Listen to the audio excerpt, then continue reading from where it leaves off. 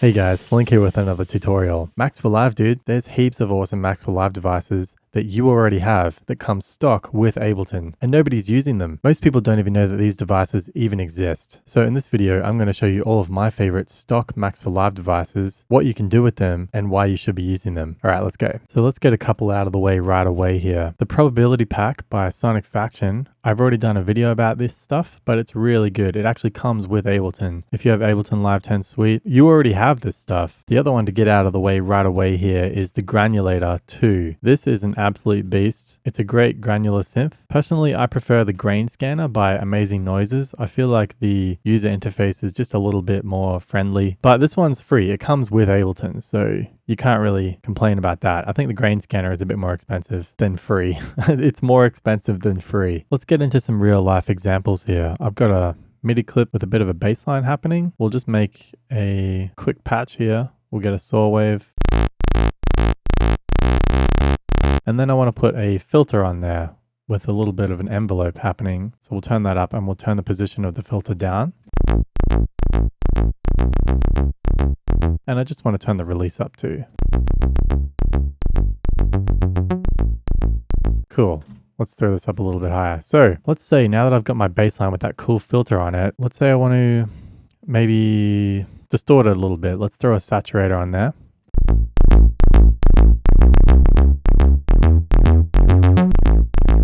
And then maybe we also want to use a corpus to add some weirdness to it.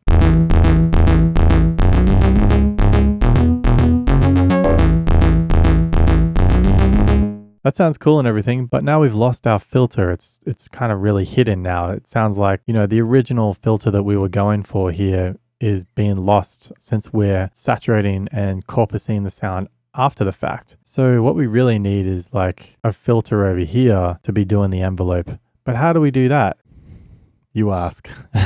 We use an awesome Max for Live device. So in packs, you go to Core Library, Devices, MIDI Effects, Max MIDI Effects, Envelope, and drag that on the front. So what this does is every time it detects a MIDI note, it will trigger this envelope, which you can then map to anything you want on this channel. So let's map it to the frequency of our auto filter here, and we'll just adjust it a little bit so that it sounds very nice. Something like so. We'll turn the velocity sensitivity up as well. And then this 0% and 100%, we can change the range. So where the filter's maximum position and lowest position can be. And now we can turn this filter off as well. So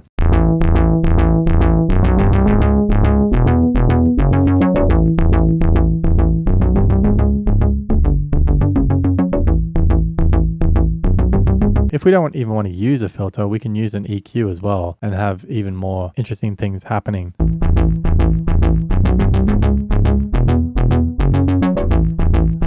So now we have the stereo field filtering in an opposite direction to the mono field using these envelopes. This is really cool stuff, guys. The best thing about this envelope device as well is that you can map it to multiple things with different ranges. You can even reverse the ranges, which is really cool. But also there's this handy time multiplier here. So it makes it really easy to change the overall time of the envelope. Like, check this out.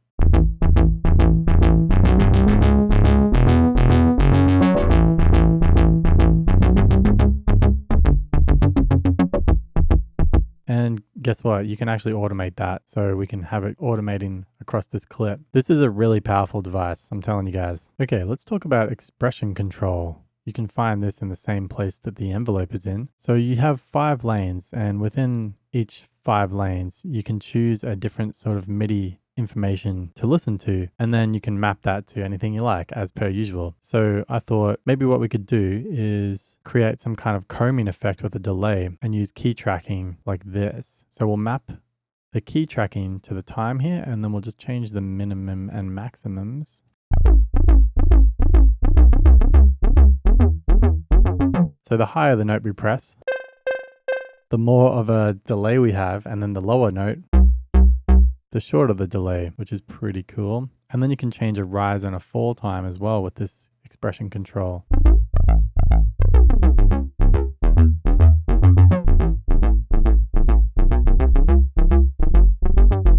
There's definitely a lot of things you can do with this. This is just one example. Every note that plays, it creates a random velocity for it. And then this expression control is going to take that random velocity and apply it to our frequency shifter for some extra weirdness.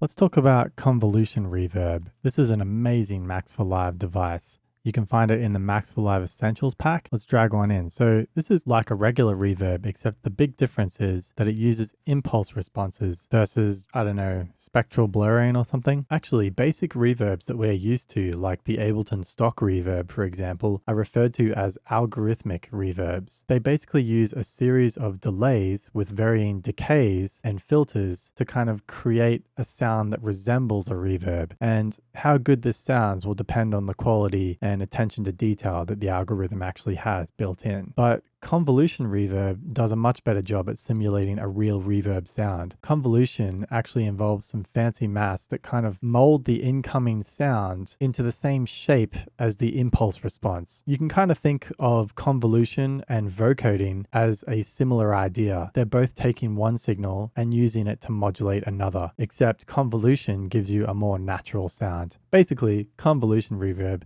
is awesome. So what is an impulse response? If you go into a room and then record yourself clapping your hands or something, that kind of reverberation that you hear, if you record that with a microphone and then plonk that wave file directly into here, then it's going to use that impulse response to sort of shape the way the reverb actually sounds. And there's like, you know, all these proper ways of how to correctly measure a room's impulse response using sweeps and blah, blah, blah. But what's really fun is just recording anything with my microphone here and then throwing it in. So let's just try like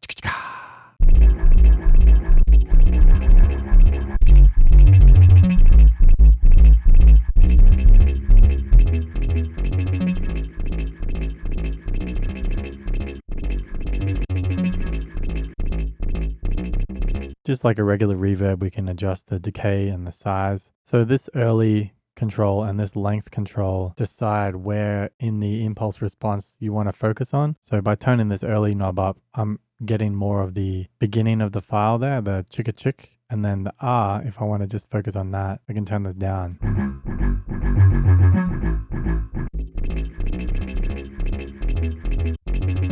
So as you can tell, this thing is pretty cool. There's also a buttload of presets that come with this. You got real places. Let's try the stairwell. And if you go into the impulse response,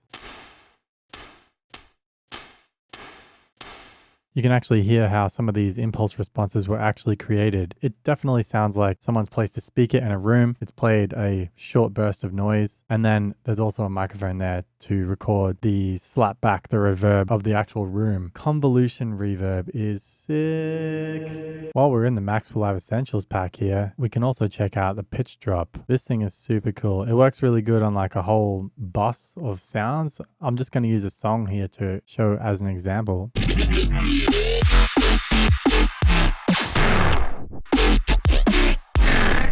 So just by clicking this button here, and we can also automate that, of course, it gives it a kind of record stopping sound. Huge sound design potential for sure. Color limiter. I bet you didn't know that there was another limiter in Ableton.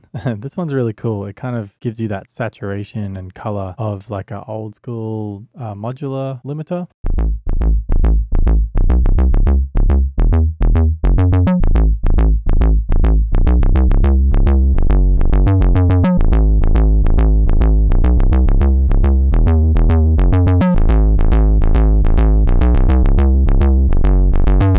Yeah, it's kind of like a saturator and a limiter put together. Pretty nice. I gotta admit, I didn't know this existed until I went digging through all the Max for Live devices that come with Ableton. This one's really cool. It's in the Creative Extensions pack. Okay, when it comes to auto-tune, there's plenty of sophisticated plugins out there that you can buy. But if you're just looking for something super ghetto and quick, in the Max 7 Pitch and Time Machines pack, there's something called Auto Tuner. Let me show you what I got here. Get your party on. Just get your party on. So let's throw the Auto Tuner on there. Again, this is a Max for Live device and it's free. you already have this. Now we can just turn off whichever notes we don't want to play. Get your party on, just get your party on. Everybody come on, just get your party on. Just get your party on. Pretty quick, pretty nasty, but it does the job. This little tiny button here is the latency compensation. So if you turn that off, get your party on, just get your party on. It'll be out of sync with the original vocal. I don't know if you want that or not, but you could use it as like a weird auto-tuned dimension expander, I suppose. In the same pack, Pitch and Time Machines, there's also mono vocoder. Now actually, let's go into here because there's actually a poly vocoder and I tested both of these. The poly vocoder is a little glitchy. I'm not really sure what's going on there, but the mono vocoder works pretty good. There's one catch to it though. In order to get MIDI into this mono vocoder, you've got to turn this MIDI on, and then you have to grab a MIDI sender and then throw that on any MIDI channel. For example, our little bass line we've got going on up here. Then we can click send to MIDI channel 1 and we'll also send the MIDI through to our operator.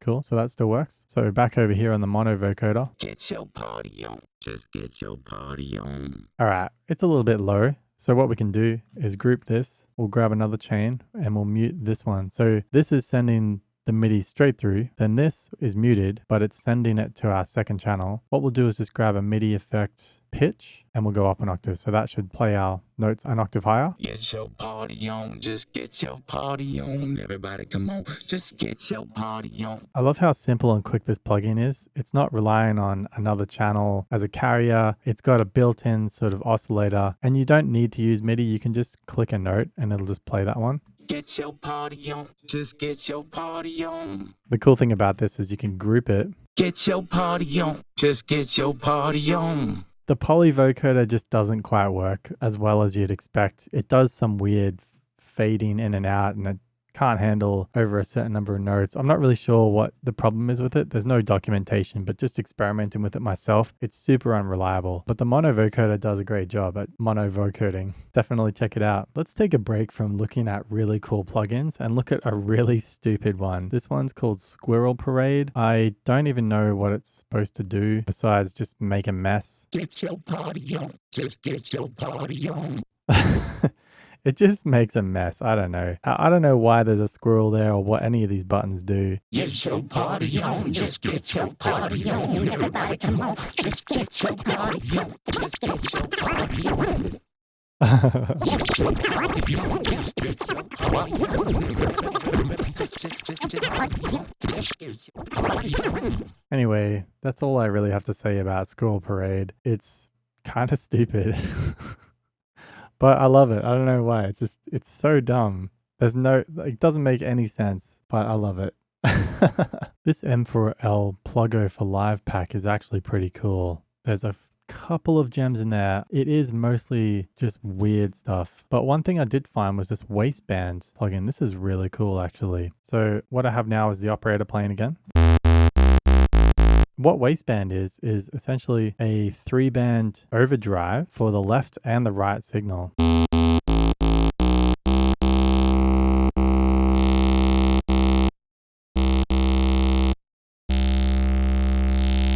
It's really cool. I like how you can distort the left and the right channels independently. You can also change the splits, and that really enhances the stereo kind of effect.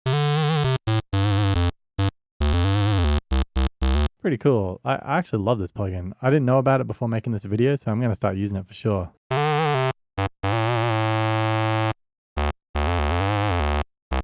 The phone filter. It's pretty cool. It's part of the Pluggo pack. Hello, this is Slynk speaking. Yeah, how you going? This is Jono, just calling from Australia, wondering if you've seen any roos around your place. I'm afraid not. I'm in Canada. There's no roos around this place. Sorry. So there you go. It's pretty convincing. It definitely sounds like having a conversation on the phone. Spectral blur is a really interesting one as well. Let's check this out.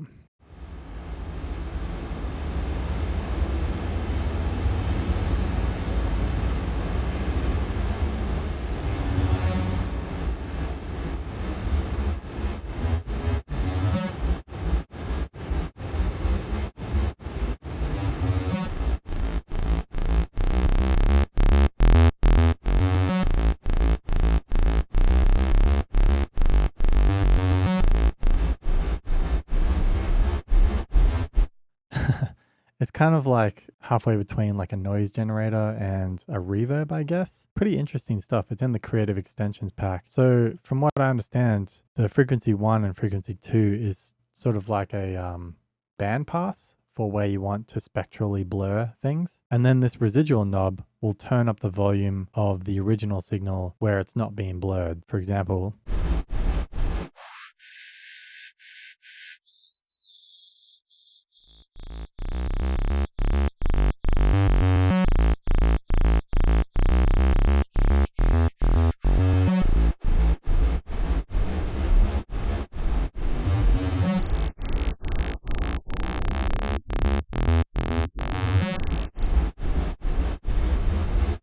and then this halo knob, I guess, just makes it more blurry.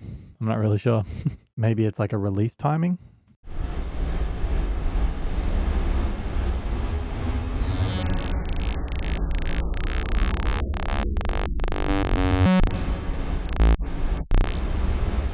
I can definitely see myself using this for interesting filters, interesting rises, that sort of thing. I really like this plugin. This is cool. Okay, this is a little confusing, but there's actually 2 drum synths that come with Ableton. You've got the one in the core library. This will be called the DS, and you can drag a whole drum rack in with all the different sounds in there. It sounds like this.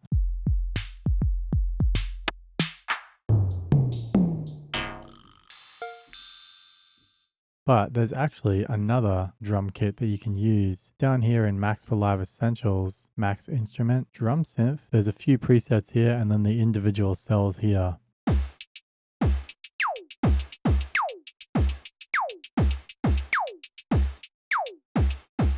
Pretty cool. So just as an experiment to compare these two, I've got the drum synth kick on this cell with a velocity in front to always play maximum velocity, and the same thing over here with a DS kick. And you can see there's a lot more options with the drum synth here. Look at this.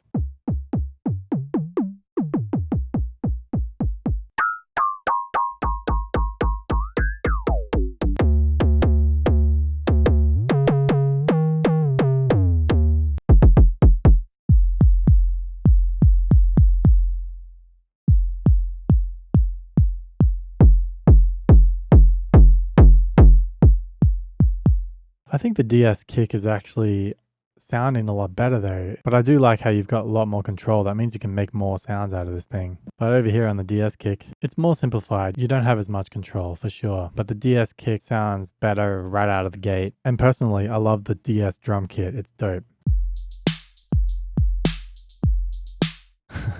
Like that's actually useful. That almost sounds like an 808, almost. I'm trying to make a cool bass line at the moment, and I've got an expression control, and I'm using the key track for the frequency of this auto filter. And in fact, I have the frequency knob mapped to the macro, and then this key track is moving the macro because I wanted a little bit more control over the range of the knob. And you can do that in here like that. So that's going on. This operator is just playing a saw wave, and that's it. No release time or anything. And then we've got a waistband. Then after that, I'm summing it back to mono because this kind of creates some stereo width, which I was finding hard to balance, especially for a bass line. So I just made it mono again, and then a color limiter, which is maxed out essentially. And here's what it sounds like right now.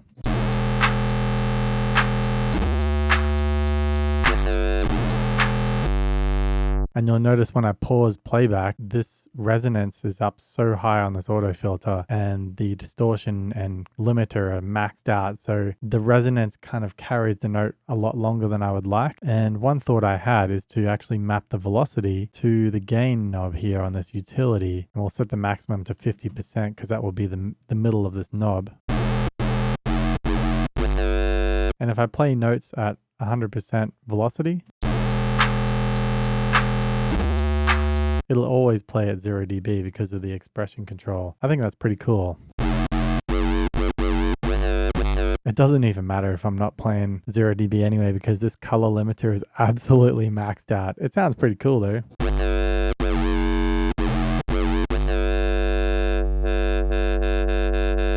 So now I'd like to do something with the color knob. Maybe what we'll do, let's go back into the core library, devices, audio effects, max audio effects. Now these are the 3 more effects that I haven't even spoken about yet, and they all do a similar thing, I would say. So we've got the envelope follower, that will just follow the envelope that's happening. So you can see it listens to whatever's happening, and then there is a envelope being created that you can then assign to things. There's also the LFO, which just creates an LFO. You can change the rate of it, you can change the shape of it, etc. But my favorite is the shaper, which takes the good things about the LFO and the envelope follower and puts it into one. You can change the shape, you can change the rate, and you can map it to anything. So let's map it to the color on this color limiter. But this is great for just drawing your own shapes, really. Look at this.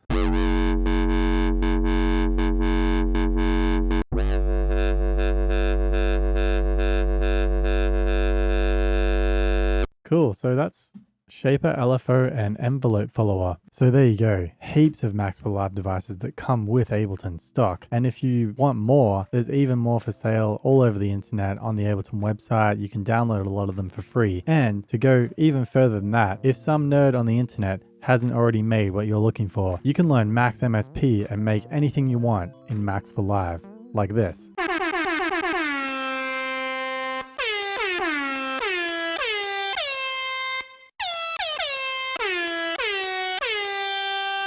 Cool, so hopefully I managed to show you a couple of Max for Live devices that you might not have already been aware of. I think they're all great Max for Live devices that you should be using, and the creative potential with these things is through the roof, man. So have a play with them. Thanks for watching. Peace.